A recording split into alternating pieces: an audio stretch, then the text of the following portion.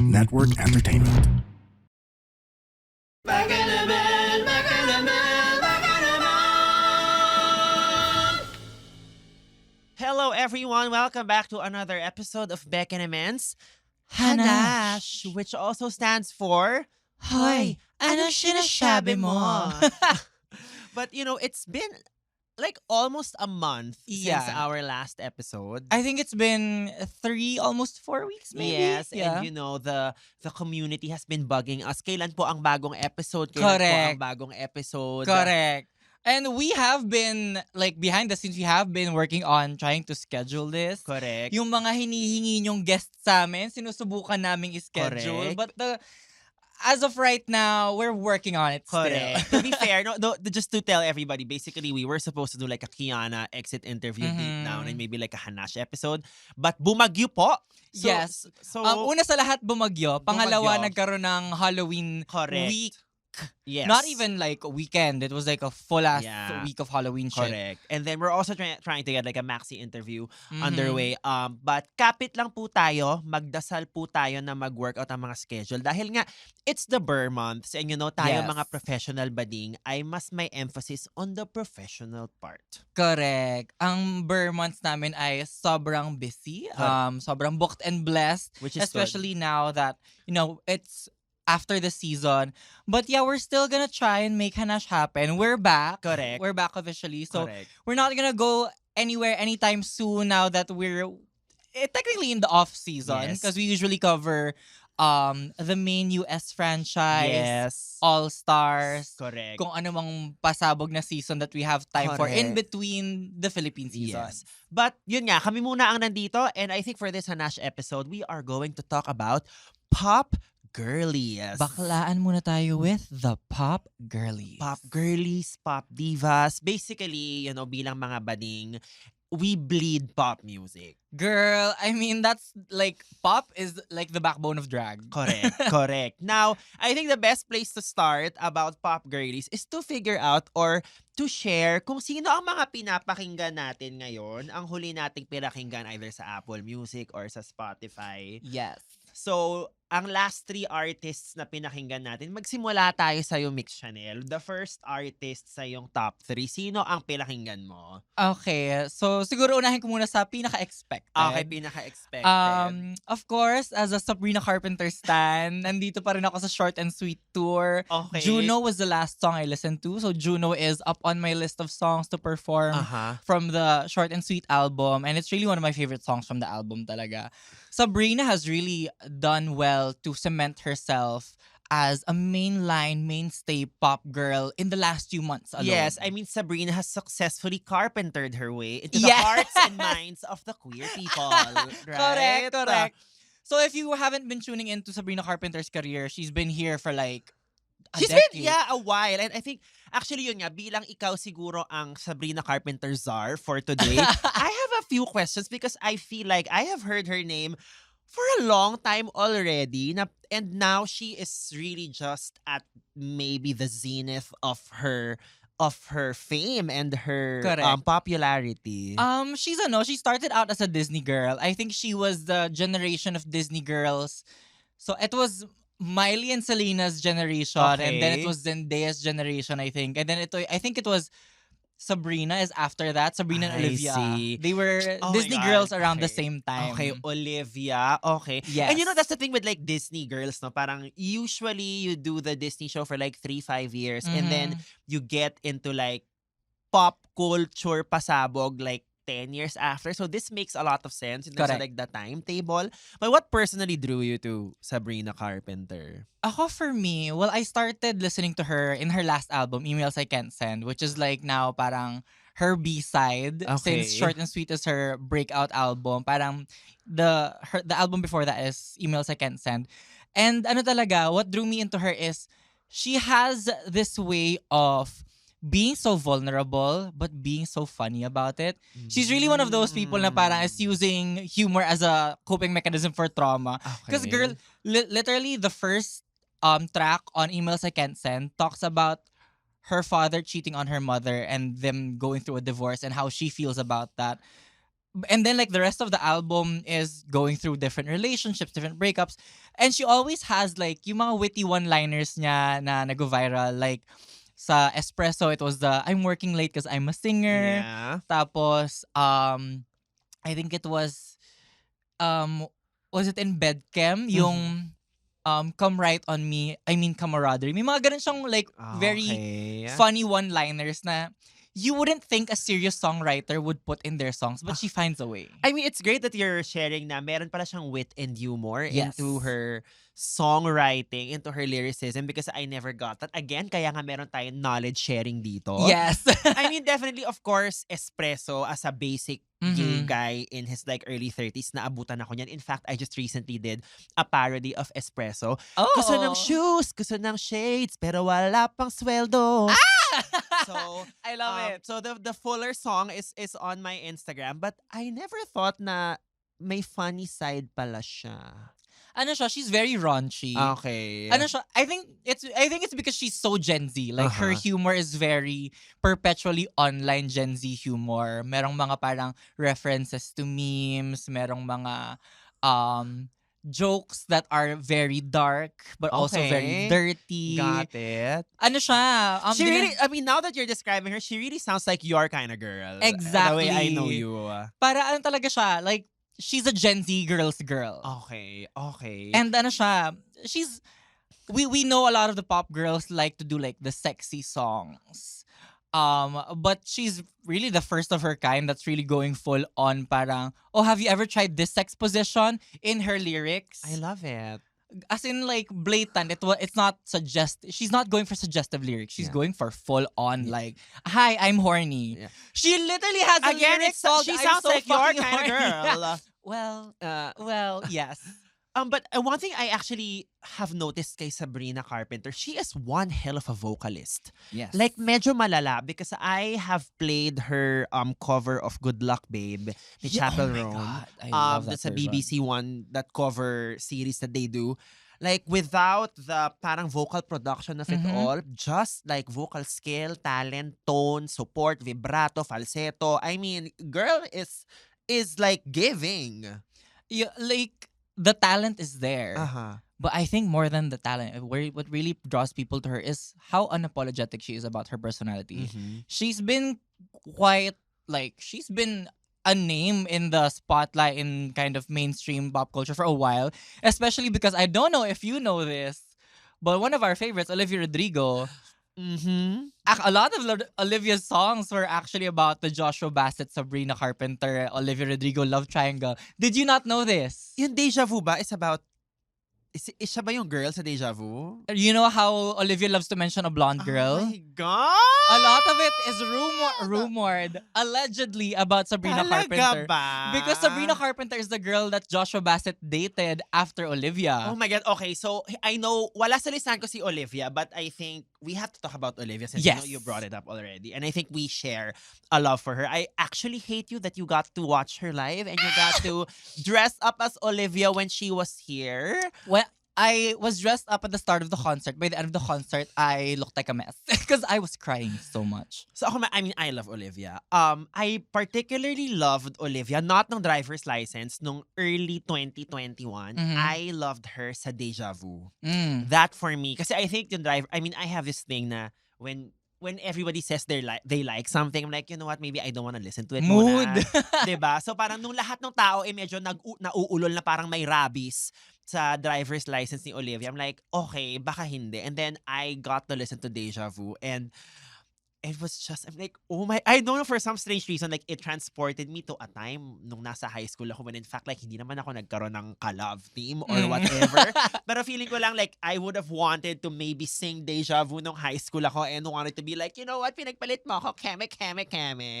I think Olivia's charm naman is parang how explicitly vulnerable she is with her songwriting na parang I like to call Guts Sour Part 2, Sour the sequel, because it's basically like the same kind of energy, the same kind of mood, but in terms of songwriting, you get to listen to her grow up, kind of. I mean, like, and for me, so nagustuhan ko yung Deja Vu and tipo like, okay, mukhang solid naman si girl. And then nung nilabas na yung Sour, And naalala ko nito, nagda-drive ako papunta sa dentista para magpa-root canal. Tapos, nung pinakinggan ko yung album, ano yung first track nung first album niya? Brutal. As in, grabe, it's brutal out here. Nagda-drive ako, nasa may Mandaluyong circle na ako noon. Tapos, nung narinig ko, I was like, hindi, yung first track when I listened to it, parang, shit, hindi, ito yung deja vu. Yes. Kave niya, but it was just so, Tapos, dumating yung Traitor, tapos yung Happier, tapos, Enough for You. Yes! Tapos yung, what's this? Comparison is easily, I guess. Jealousy. As in tipong, oh my God, this girl is the real deal. And then that time, I guess medyo na-feel ko rin na parang, oh my God, baka medyo bagets na ako kasi like gusto ko na si Olivia Rodrigo. Pero, ang lala for me nung Sour. As in, no joke, I think mga ginasgas ko siya for like a good year and a half. Girl, same. Girl, I was parang, it wasn't until Vampire that I kind of... It wasn't until Vampire na parang I saw people really latch on to Olivia. Correct. But like the Sour album, Girlies, I was performing Olivia Rodrigo before any other drag queen was like, at least in the Philippines, at least in like the Metro Manila scene, parang wala pa masyadong gumagawa ng Olivia that times. Parang ako, no, I have to perform her because, well, she is a Pisces. Well, that makes a lot of Pisces sense. pop girlies are so few and far in between. The other pop girly Pisces that I know is Rihanna. Oh. So like it's been that long since I saw like Pisces representation. But what really drew me to her is, yun nga, parang wala siyang takot ilabas lahat ng angst niya, ilabas lahat ng insecurities niya. And girl, she literally, kulang na lang sabihin niya sa lyrics niya, ang pangit-pangit kong tao. And to be parang fair, ganon. Mahilig siya sa maraming words, which I really love. Because Exactly. it also is like a vessel to display her like vocal agility. So Correct. tipong, I love Olivia Rodrigo so much. Girl, ito yung mga parang it's really, I think for a while, parang in between the like early 2010s to now, we've kind of been in like a flux in terms of pop girlies. Parang after the whole era of like Lady Gaga, Nicki Minaj, Katy Perry, yung silang parang sobrang solid set of pop girls, we've been in a kind of like flux. Wala tayong parang solid tapestry. Ngayon, ang dami na Ngayon, pasabog. Oo, parang we have Chappell Roan, we have Sabrina Carpenter, we have Charli XCX. Yes. I think Billie Eilish is going to another renaissance. Sino pa ba? Olivia Rodrigo, ayan. Yes. I think we also have a few names kind of flying under the radar, trying to cement themselves, like Tate McRae. These are names na they are starting to sound foreign to this 33-year-old king. Which leads me to my pick. Ang number 1 po sa aking listahan, not to date myself. Because first of all, dating me would be such a pleasure. Charing. Ang number 1 ko po ay si Mariah Carey. Oh my God! Okay. Bagong-bago! Okay. Okay, so speaking of that, so siguro parang, what did the like pop scene look like when you started to tune into? Kasi there's nung araw, alam ba ang pop scene nun? Sobrang kakaunti ang pop scene. But okay, so I guess let's start with Mariah first.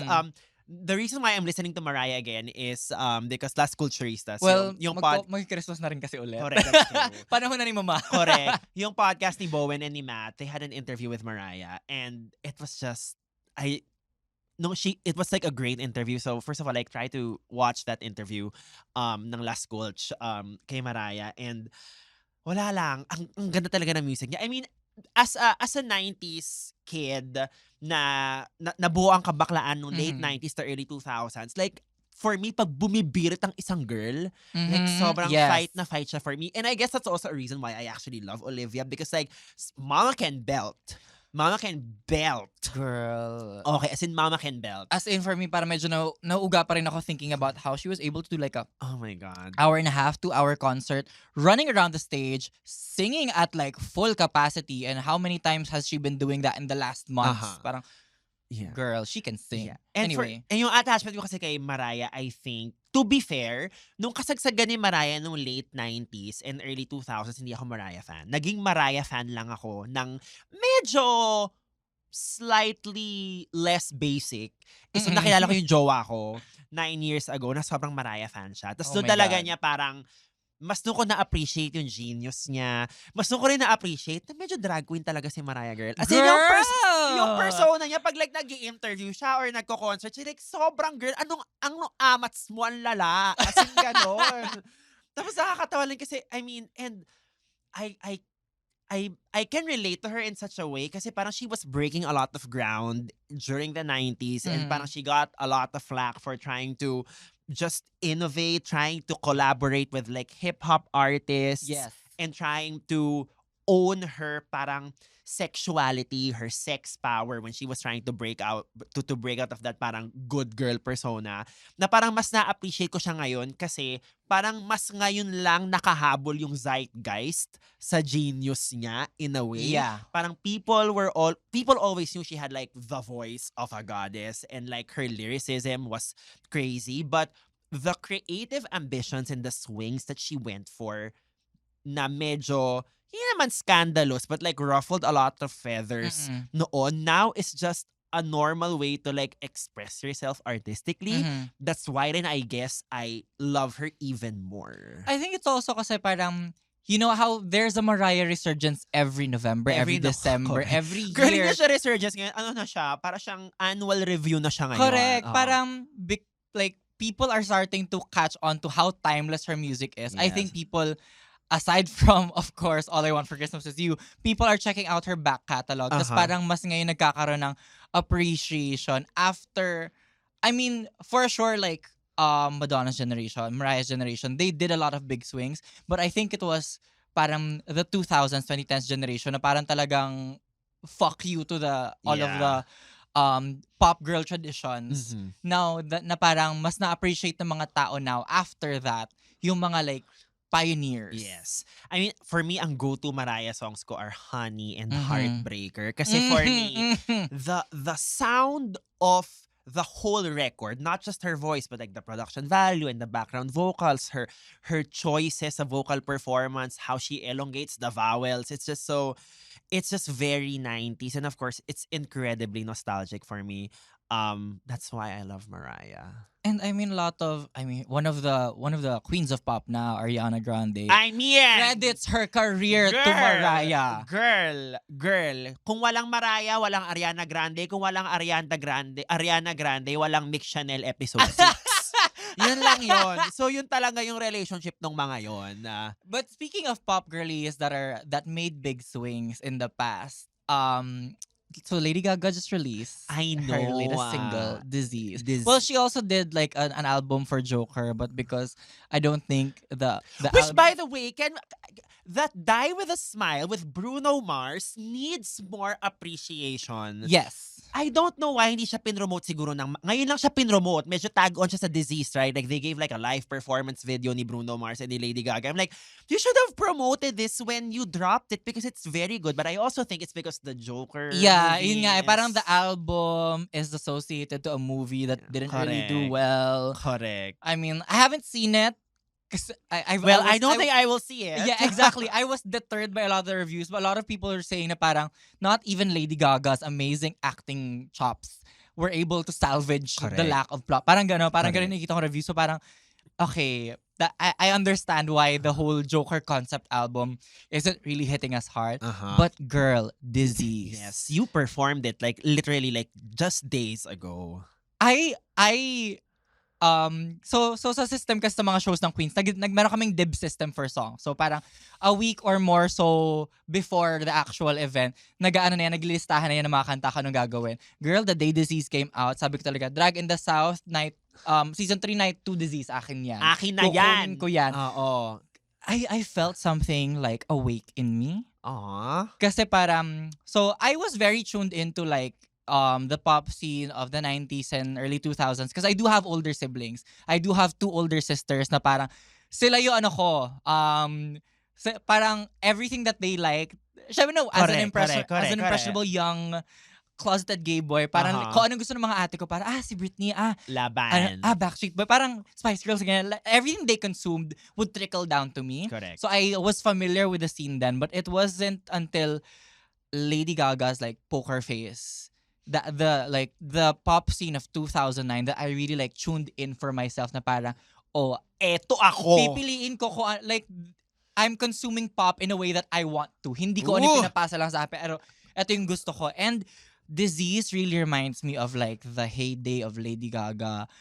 It is a return to form Yeah. to her being Mother Monster. Correct. And to be fair, not sonically, yes, but also if you watch the video with like the sound off, it's like, wait, this is Lady Gaga from 2008. Exactly. 2009. Parang ito yung Lady Gaga that released Bad Romance, that released the Fame Monster album, that released Born This Way to like critical and like public acclaim. This is her. Uh-huh. She has been like, people are saying now that art pop was ahead of its time. Art pop was underappreciated when it was released. I agree. And she's been like trying Justice so for many- Gypsy ng art pop. Correct. Justice for Swine ng art Correct. pop. Oh my God. Anyway. Anyway, parang she's been, after art pop, she has gone on to try so many different sounds. Nagkaroon siya ng Joanne. Nagkaroon siya ng like cheek-to-cheek album. Correct. She's been in movies. She's been acting. Girl on the way na yata siya to EGOT status. She's done so many things, but now her coming back to like the Mother Monster Mhm. form. Eh, syempre, mas hinog na siya ngayon eh. Mhm. Like coming from like her maturity and her Correct. experience and Correct. going back to that dark sound and visual. Correct. Parang may nagising talaga sa akin Yeah. na parang ayoko na maging maganda lang. Parang alam mo yun, parang ano siya, na nagising talaga ako dun sa Lady Gaga that I first fell in love Yeah. with. And it's very like artistically inspiring. Yeah. And I think the great thing about, Gaga kind of like returning to form this way is, I remember nung college ako nung lumabas yung Poker Face Bad Romance. Kasi yun yung kasagsagan Mhm. nung The Fame and The Fame Monster. Yes. And then I was in college. A big part of the headlines were tipong, like, she's cuckoo. Oh, who the Like, fuck is she? Like, she's crazy. But, Why is she wearing Exactly. raw meat to Yeah. an award show? Yeah, like a big part of the conversation around her was really about that. But the great thing about her doing this again after, performing at the Oscars, like Mhm. campaigning for presidential Performing nominees, at the Olympics. performing bitch. at the Olympics, and then mas nalalaman ng tao, no, this is another form of the artistic expression ng artist behind it. Sometimes she's an actress. Mhm. Sometimes she sings standards, diba? Sometimes she's in a Ryan Murphy show. And sometimes she's this Mother Monster. Correct. Ang ganda niya because time eventually told everyone na no, ang dami niyang expression sa Oo. sobrang inspired, sobrang ganda. I think a lot of people at that time, siguro her critics, her bashers, were dismissing her as, puro shock factor lang siya. Correct. Puro Correct. parang panakot lang siya. Yeah. Surprise. Uh-huh. Different to be different. But now that she has shown all of these other sides of her and really showcased her wide range of talent and Yes. discipline. Yes. Now that she's coming back to this, parang talaga siyang, parang siya nag-ascension ulit. Yeah, I mean, I saw House of Gucci 2 years ago. She, for me, salvaged that movie. She gave such an incredible performance. As in, tipong, ang lalalala yan na tipong, of course, ganito ka talented. Of course, ganito ka kagaling sa lahat. And I'm so happy na parang we're getting this, again, return to form nga after great big swings again the last 7-8 years. I hope she sticks. I hope this isn't medyo kasi may trust issues ako lately sa mga lead singles ng mga pop girls. Gets A lot of naman. pop girls like to release a lead single that's yun yung outlier ng album. Yes, Tapos- yung yes and medyo ganon, di ba? Exactly. Sorry, not to drag Ariana, but to also drag Ariana. Yes and was a big misdirect. I mean, I get it. I get the statement of yes and parang as a response to yung naging controversy niya before Correct. that album. But Eternal Sunshine is nothing like yes and. Having said that, Eternal Sunshine, oh my. Sorry, alam ko gusto natin sabihin yung mga top natin na choices, pero mukhang we're letting go of that. But I really gotta talk about Ariana Grande. Let's talk about Eternal Sunshine muna. Yes. Because, of course, yes. And I was like, okay, this is good. The improvisers in us felt very represented. Because Correct. like, yes, and. But then when I heard the whole album, I was like, oh my God. Yes. And more. Correct. As Yes and more. As in, like the opening track pa lang, which is the, if the sun refused to shine. Correct. That one. As in, I was like, what is, as in, nung pinakinggan ko siya, as in, parang gusto ko umiyak agad. Tapos sabay, pick up ng, bye-bye, bye, bye. I'm like, wait a minute. For me, this Eternal Sunshine is so close to the Ariana na naulol ako ng malala, yung second album niyang My Everything. Mhm. Kasi meron dong sunod-sunod na yung Break Your Heart Right Back, Mm-mm. yung Love You Harder, Love Me Harder. Mm-mm. Tapos may isa pang track. Para for me, yung pagkalunod ko sa pagka R&B soul ni Ariana sa My Everything, nakuha ko siya ulit dito sa Eternal Sunshine. Ako naman, what this album reminded me of was Thank You Next. Thank You Next is one, actually probably, well, debatably now because of Eternal Sunshine, but Thank You Next is my favorite Ariana album kasi it was the most like vulnerable. As in, you can hear her talk about yung experiences niya, of course, like with her image in the public and how Mhm. people have so much to say about her and her looks and her aesthetic.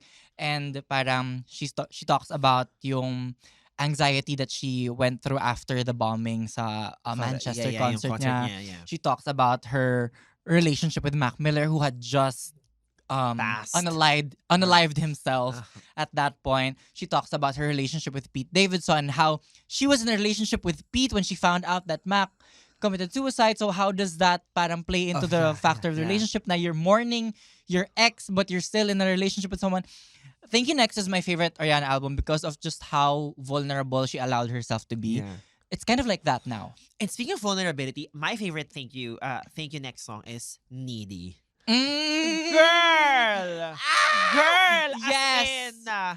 As in, talk about vulnerability, yung lyrics na yon. As in, I have a few songs, parang like, I have a playlist of songs sa parang my personal life theme songs, and Needy is really up there in that list of like, tang ina.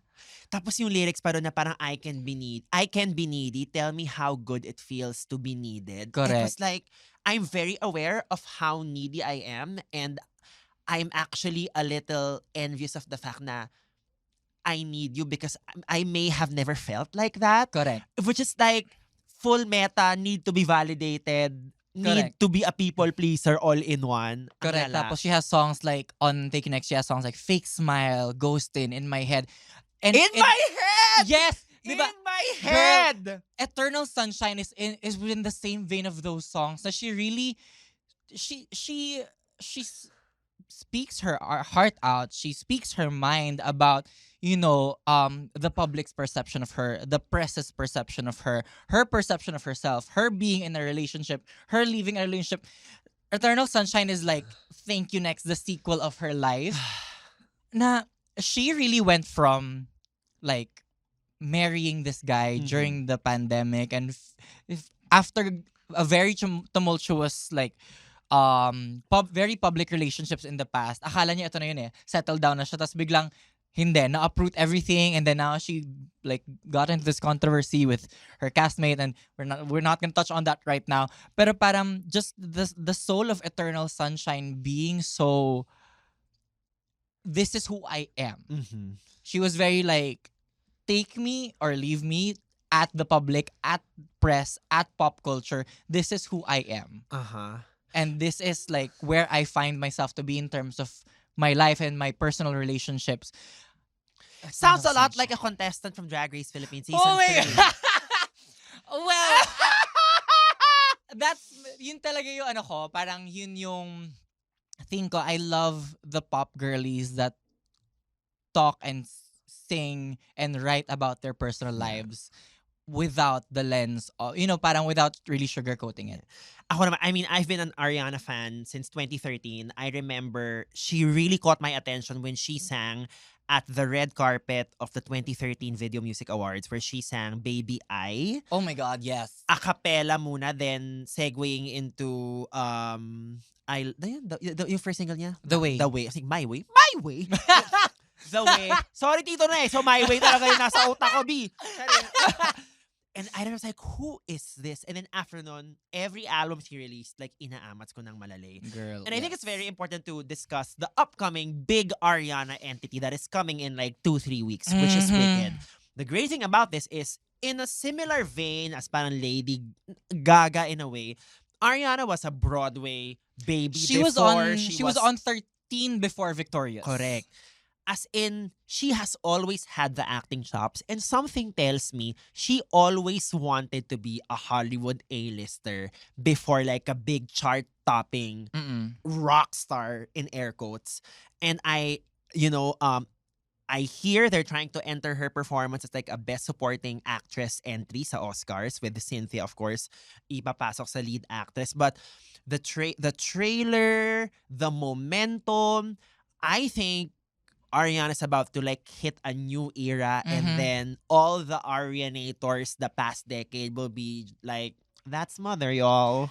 Girl, yes. Ako, what I'm so excited about is, you know how badly she wanted this. Oh, yes. And you know how much she's gonna dedicate herself to this role as compared to when she was in Hairspray live Ugh.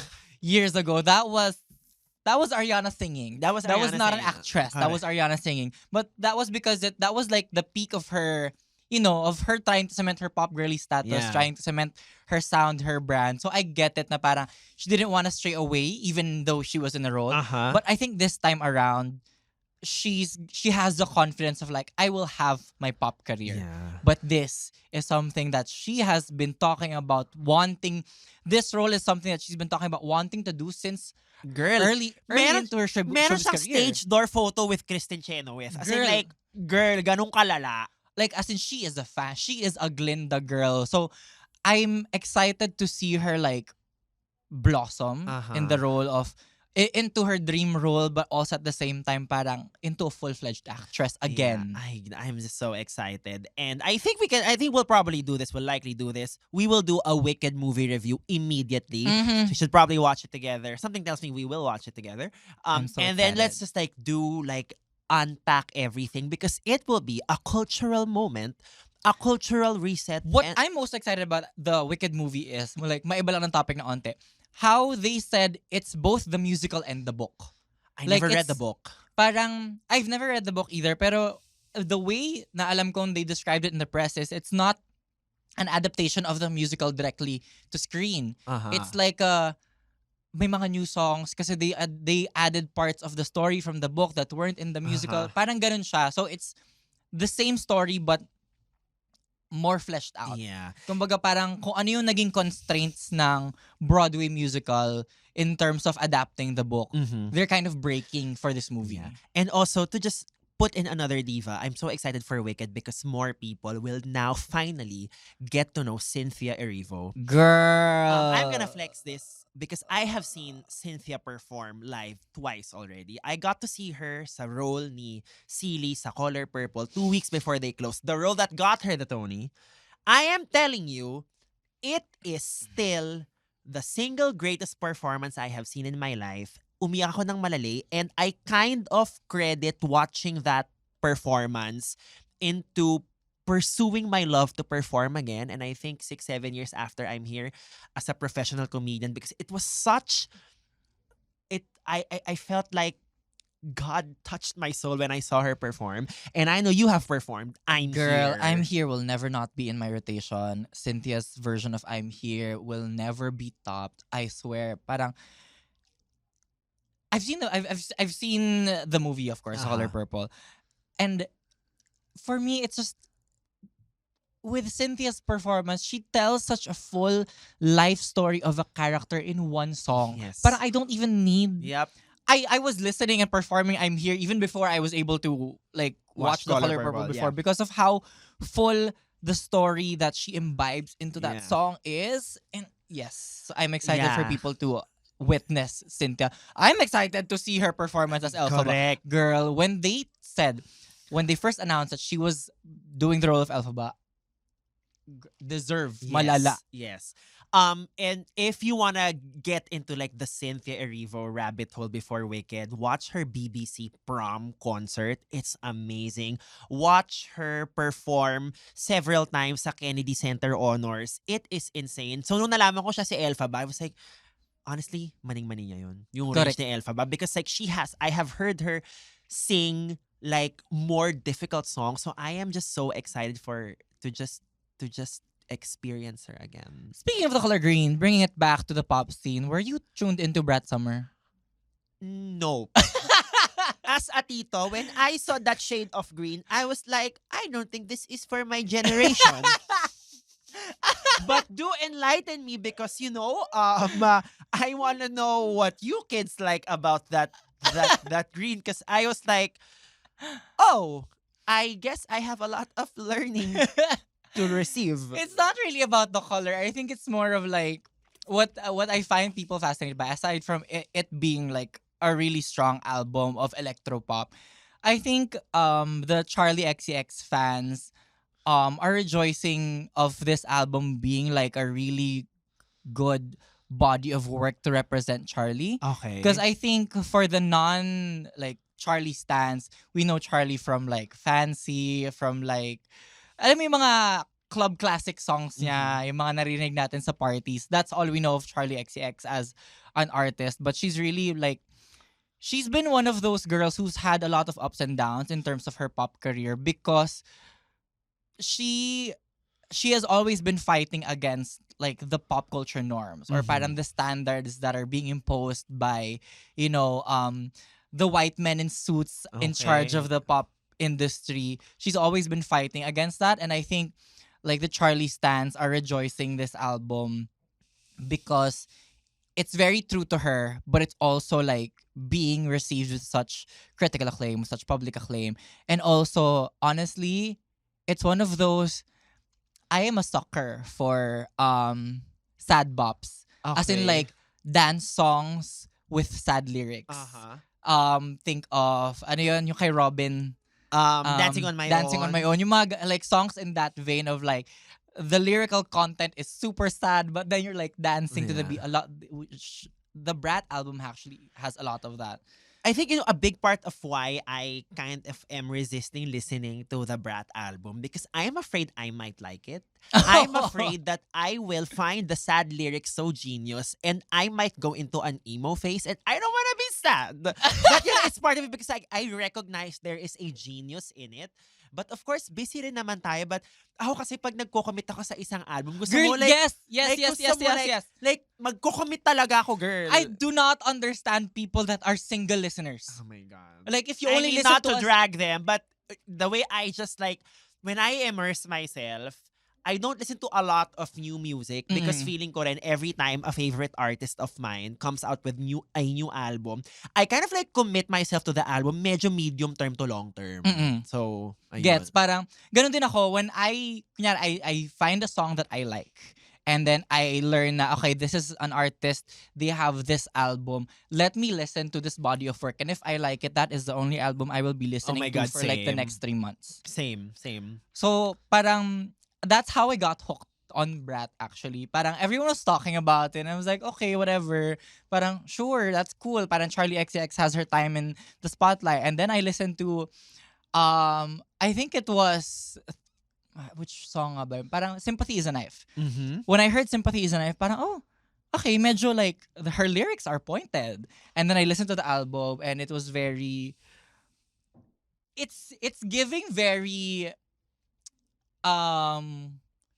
late 20s, you're stuck in the club scene, wanting to, kind of getting tired of the whole party circuit, but it's a force of habit, and you're starting to like come into those realizations of like, am I getting too old for this? But also that's something I ask myself every day. Parang may ganun siya eh. Parang she talks about, for an electropop album, she talks about like insecurities with other pop artists.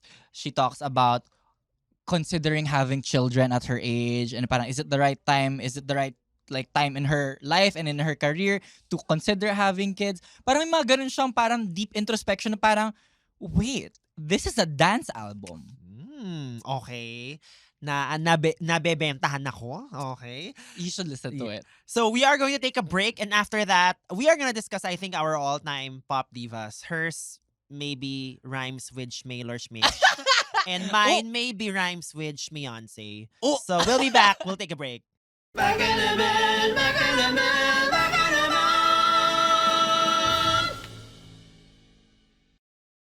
And we are back, BEKENEMEN, HANASH, where we talk about pop divas, pop icons. Pero commercial muna, but I think this person is the biggest pop icon there is. Bianca Del Rio is coming back to Manila. Girl, we were able to watch Bianca's The 2022 one. Yeah. Yeah. 2 years ago. We yeah. watched together, and it was like the most hilarious hour of my life. Yeah. I also got to see Bianca when she was here before the pandemic, so I've seen her twice already. She is, it is just a great show. Hindi niyo siya pagsisisihan. Girl, for a literal one woman show, for like a literal one person on stage doing everything herself, it is one of the best shows I've seen. Yeah. It's so inspiring. LA Comedy Live presents Bianca Del Rio Dead Inside the World Comedy Tour. It is coming here to Manila on Friday, January 17th, 8 p.m. at the New Frontier Theater. Tickets are now available at ticketnet.com.ph.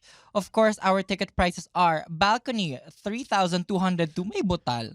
Lodge 3,736. Orchestra C 5,336. Orchestra B 6,604. Orchestra A 7,257. At sabay nating sabihin ang presyo ng VIP, 10,672. So yeah, please catch Bianca Del Rio Dead Inside January 17, Friday, 8 p.m. at the New Frontier. We will see you there, Theater. and I promise it is a show that you will not regret seeing in your life. Correct. And now we have reached almost the end of the show where, sabi namin pop divas, pop girlies, and we have to just break it down or just select that one pop girly na feeling natin talaga nga namang iniligtas tayo. Yes. So our top two basically, yung individual top ones natin, one of them is still on tour. Like, wala kang pagod te. But they just came from two blockbuster world tours of albums that are critically acclaimed. Of course, let's start with you. Let's start with the renaissance of it all. Beyonce, surprise. My love for Beyonce goes way back as early as Destiny's Child, Say My Name, Independent Woman, Bills, back in the late 90s. Hindi pa siya si Beyonce the soloist. I've always just gravitated towards her. Of course, the solo thing happened. But Beyonce for me is just, in a way, kasi the reason why I really love her, nag-resonate sa akin yung bawat evolution niya into the album. I don't think I can say the same thing for other pop girlies. I think it's something that I can really only feel towards Beyonce and Ariana. That every time they come out with an album, it's something that resonates with me. Like, may mga na-outgrow ako. Like, I had an Alicia Keys era from 2008 to 2014. But after that, I was like, parang hindi na ako to. But for me, si Beyonce, I really get it. Of course, Renaissance all really ushered us and helped us welcome the post-pandemic era. In as much as that is really a big queer treasure, I actually find Cowboy Carter a more astonishing work. Kasi, yes, as in, and it took me a while to kind of say that because, grabe naman talaga yung Renaissance girl. Di naman ako, grabe yung Renaissance. Pero for me kasi, the themes of Cowboy Carter, they really resonate with me. Especially pursuing a creative career now of just, what even is a genre? And I feel like Cowboy Carter is more in the vein of Lemonade, which that is, I hear that, yeah. Parang Lemonade kasi, as much as it's not my favorite body of work from Beyonce, I feel like Lemonade was really one of her hallmark bodies of work na parang this is her at her truest form. Yeah. And I say it's astonishing because for me, yung Renaissance, I can just listen to any track, kahit isa-isa lang. For me, yung Cowboy Carter, I find myself doing two things. Number one, I have to mentally prepare myself to listen to Cowboy Carter again to really appreciate the expression that is resonating with me. And I have to start it from the first track hanggang dulo. Gets. Ganun siya for me kasi I think it's an incredibly special and personal album. There is Protector na parang nag-resonate with me. Sometimes when I listen to it, I feel like it's my mom singing it to me. Sometimes I feel like it's my partner singing it to me. Sometimes I feel like it's something I would sing to my partner. And there's Two Hands to Heaven and River Dance. That is just something about it. I know it. There's a there's a very precise Mm-mm. tone of joy and happiness that I find in Riverdance and Two Hands to Heaven. Um, that I feel like she's coming in with like a lot of wisdom, a lot of Mm-mm. life experience, and she still chooses to dance. Gets, Um, yes. in you Yes. know, in the poetic sense, that for me resonates with me. That's why for me I feel like Cowboy Carter might just be my preference over Renaissance. Ako, I had my moment with Cowboy Carter. I had my Uh-huh. moment na parang it was also in my rotation. It didn't last as long, definitely, as Renaissance. But for me kasi parang one of the things that I really love about Beyonce is, so at a full disclosure, like, Beyonce's top bodies of work for me, as in parang pinaka nag-resonate with me, yung matagal kong, sobrang tagal bago ko pakawalan was Renaissance. Uh-huh. And before Renaissance, it was self-titled. So Oh, that's quite a big gap. But that's quite a big gap. I missed a lot of the parang Lemonade. I missed the parang B-Day. B-Day. No, I Siguro, mean after Lemonade. after Beyonce was after Beyonce- self-titled was like correct, Lemonade, correct. and then she did The Lion King album. Oo. Yeah. Yes, parang yes. it was a big gap of time, but in between that time, my respect for her never waned. My Yeah. appreciation for her never waned, because what I love the most about Beyonce is her entrepreneurial spirit. Oh, Charot. yes, mama. But as in like parang lagi ko sinasabi yung sarili ko, parang I have this thing na kung si Beyonce nga 24 hours lang din sa isang araw, kaya niya, ako pa kaya. May as in no Thank you, joke. Beyonce. Oo, thank Beyonce, but no joke, may mga ganun akong, as in Beyonce talaga yung lagi kong like standard for what it means to be like a pioneer, to be like an entrepreneur, to be like a businesswoman, to be like someone like a groundbreaker. Correct. Siya, never nawala yung appreciation ko sa kanya for that, especially with yung self-titled, because girl, The surprise, a surprise drop drop of it visual all. album. Girl. Rocket. Mm. Rocket. As in, I think I was listening to that album probably at least once a week from 2013 to It was like really maybe good. 2015, 2016. It was As in, really ganun katagal bago ko siya pakawalan. She's really one of the voices of the pop industry. Yeah, she she- is really one of the movers and shakers and innovators of the pop industry. And no matter how much or how little a body of work of hers might resonate with me, that appreciation for Beyonce, for me, is never gonna go. Yeah, I mean, I think we'll probably need like a separate episode for like Beyonce when Yes. Beyonce eventually visits the podcast, because her team has reached out to us, and I have respectfully declined kasi sabi ko Yeah. like busy kami. So Hopefully, hopefully kaya na schedule namin. But thank you Correct. so much, Beyonce, in your interest in the pot. Charot! correct. But now let's talk about Mm. Miss Taylor Swift, because in as much as like you share yung love for Beyonce, yung Taylor Swift ko, medyo hindi I appreciate her work as a marketer, girl. Grabe. Pero hindi ko alam, hindi ako Swiftie. I think kasi like the big appreciation for Taylor Swift, you have to kind of grow up with her. Yeah. I don't know about, kasi meron ngayong mga Taylor Swift fans that are like 5-6 years old, little girls. But I think for a big part of like maybe her Gen Z, I'm still in flux between being a millennial, being a Gen Z. But anyway, I think a big part of her Gen Z audience, I think a big part of it is we grew up with her. Literally, Yes. I have been a fan of Taylor Swift since I first listened to Love Story back in 2009. Mm-hmm. And I have been with her through every album cycle since.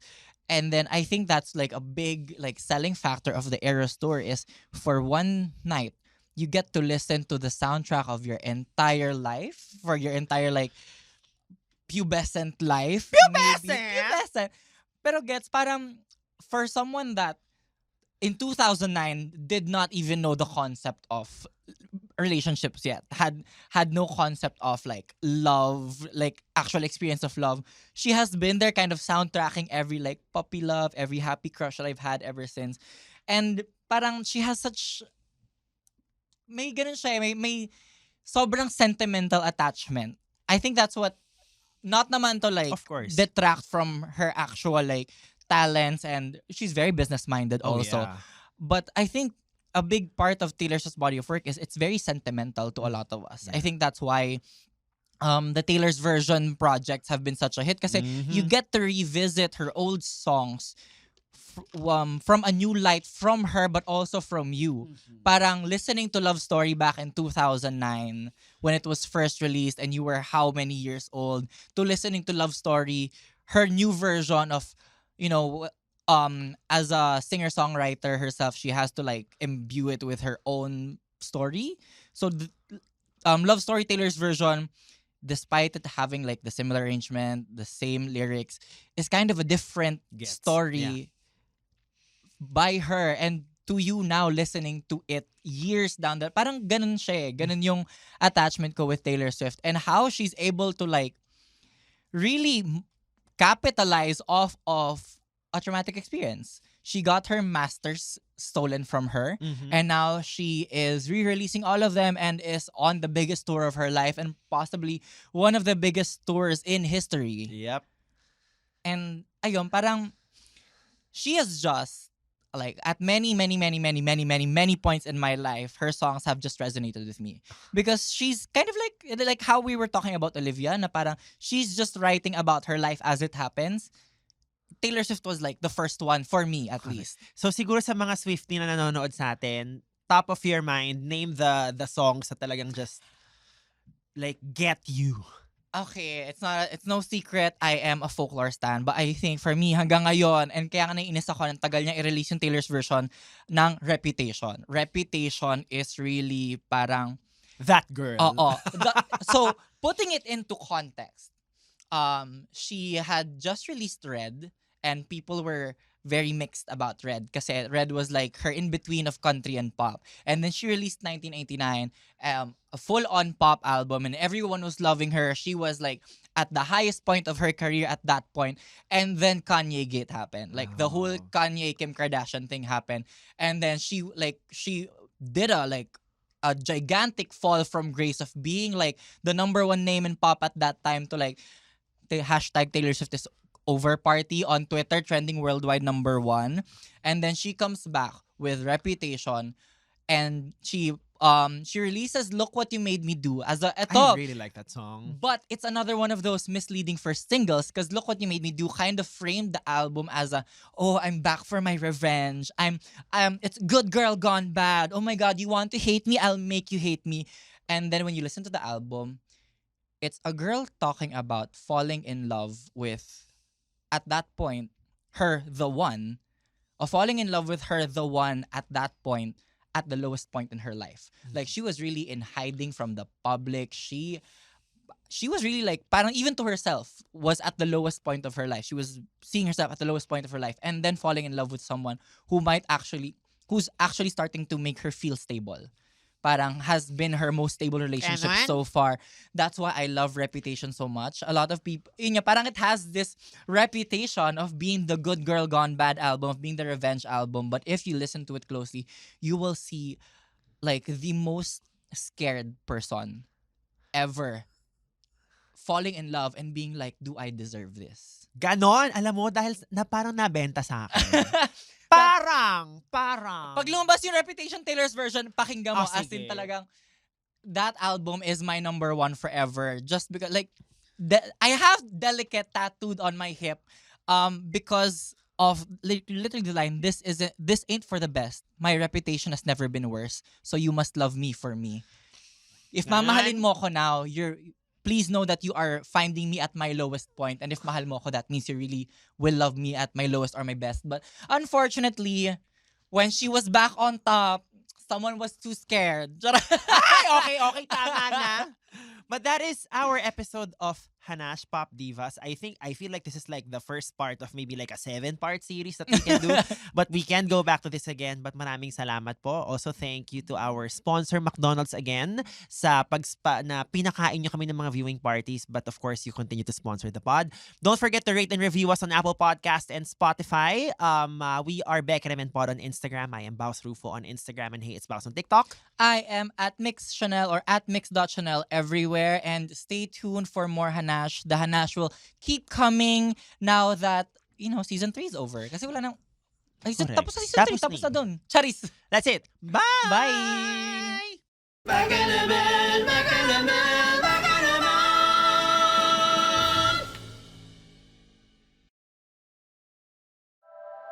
The opinions of podcast creators, hosts, and guests are not necessarily reflective of the official stance of the Pod Network Entertainment, its hosts, or other network programs. The content created by the people behind the podcast is personal and not meant to harm any religion, ethnicity, group, organization, company, or individual.